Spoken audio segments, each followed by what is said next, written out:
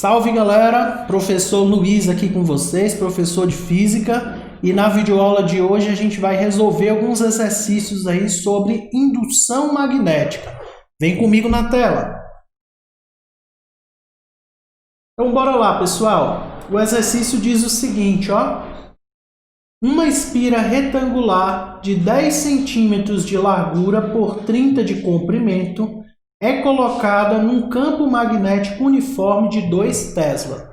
Então, é o seguinte, vamos recolher essa primeira informação. Ó. Então, eu tenho uma espira retangular. Considere a tortura do desenho, considere que isso é um retângulo, tá? 10 centímetros de largura por 30 de comprimento. Isso aqui está em centímetros. E ele diz que o campo vale 2 Tesla. Vamos lá.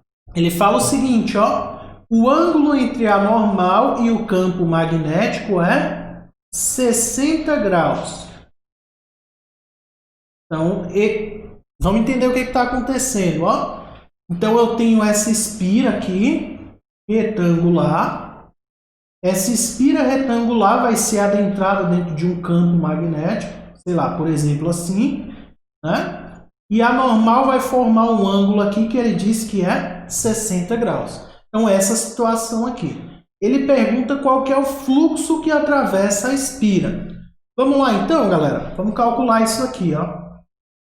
Então, o fluxo magnético é o campo vezes a área vezes o cosseno do ângulo. O ângulo ele já forneceu e o campo ele forneceu.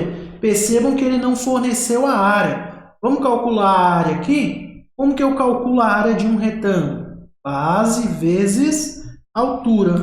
Então, base vezes altura, 30 vezes 10. Então, a minha área vai ser o quê, galera? 30 vezes 10. Vamos fazer o seguinte, para já ficar nas unidades corretas, vamos transformar primeiro aqui para metro?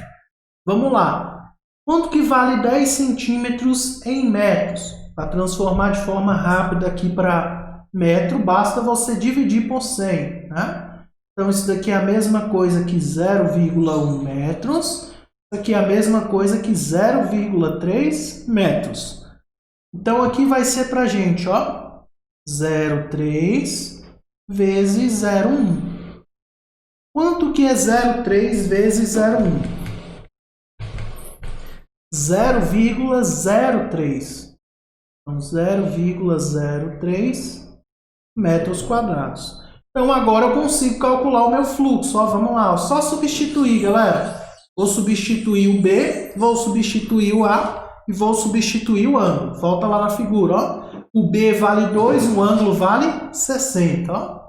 Então, B vale 2, a área 0,03 e o ângulo 60. Professor, quanto que vale cosseno de 60 graus? Vamos lá, ó.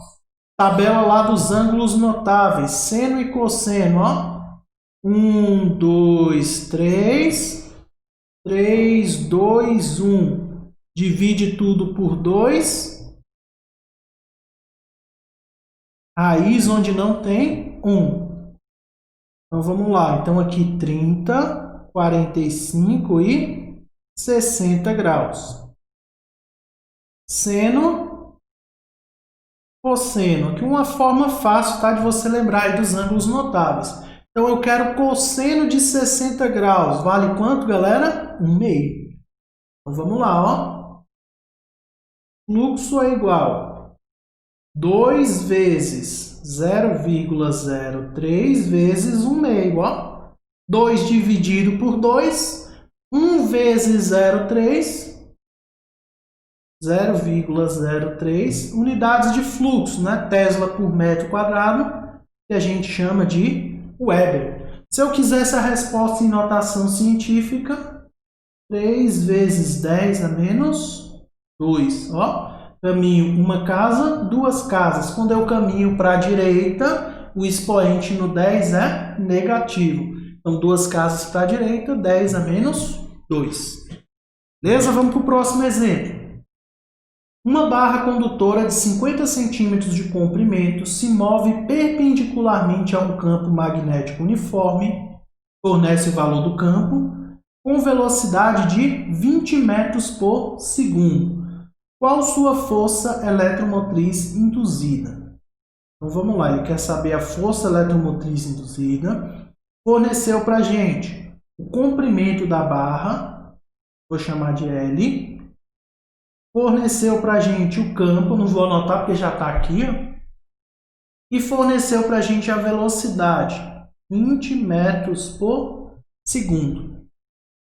Como que a gente calcula a mesma força eletromotriz de uma barra condutora em movimento?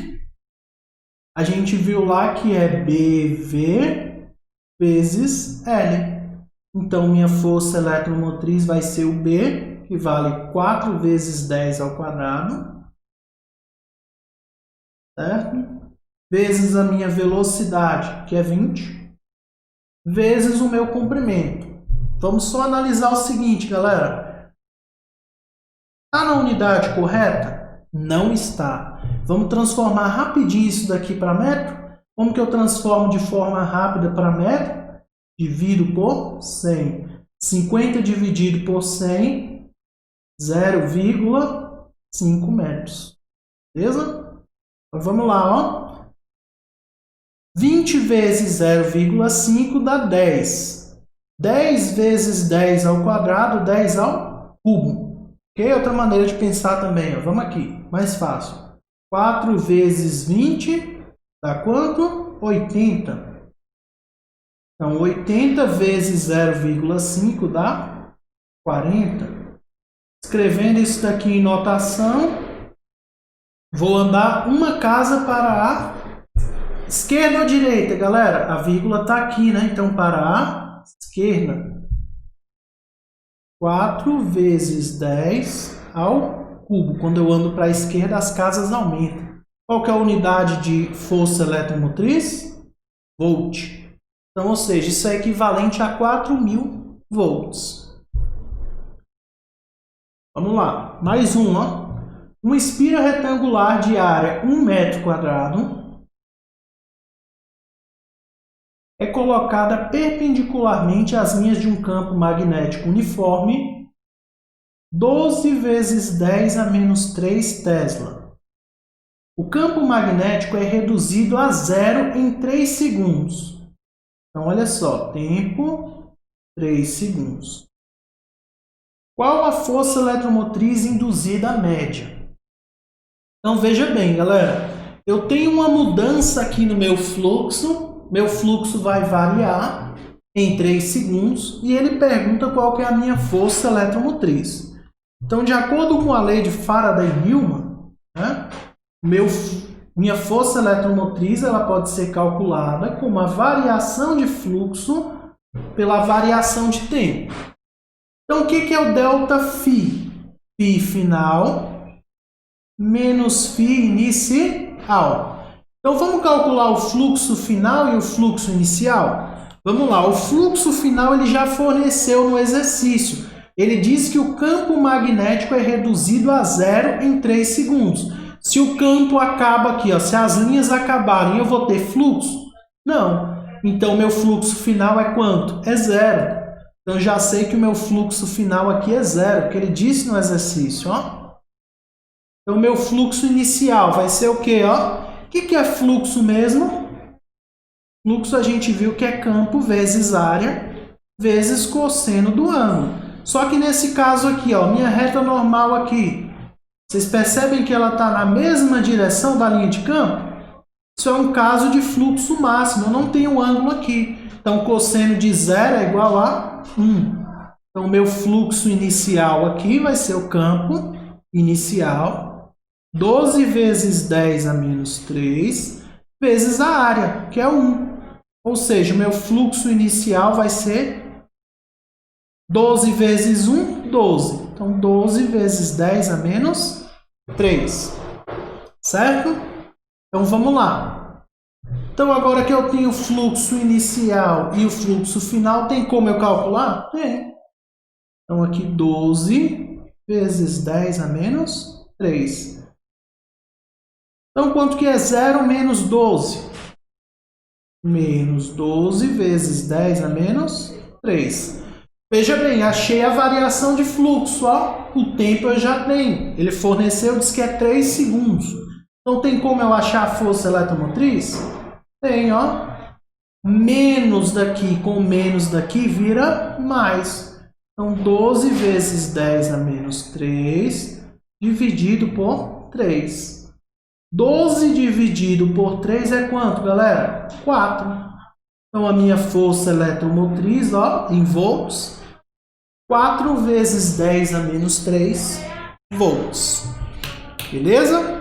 Rapidamente para a gente fechar, só para recapitular o que eu fiz, ó. Recolhi as informações, descobri o que ele queria, né? Ele queria que a força eletromotriz, beleza? E aí, o que eu fiz? Para eu calcular a força eletromotriz, uma das maneiras é a lei de Faraday-Newman. A outra maneira seria o quê? Né? A outra maneira seria campo vezes comprimento vezes velocidade. Percebam que eu não tenho nem comprimento nem velocidade, então não tem como eu usar essa equação aqui. Por isso que eu usei diretamente essa. Achei o ΔΦ. Na física, sempre que aparece um delta, é uma variação, ou seja, final menos inicial. A questão diz que o fluxo final é zero, o inicial a gente calculou no slide anterior, certo?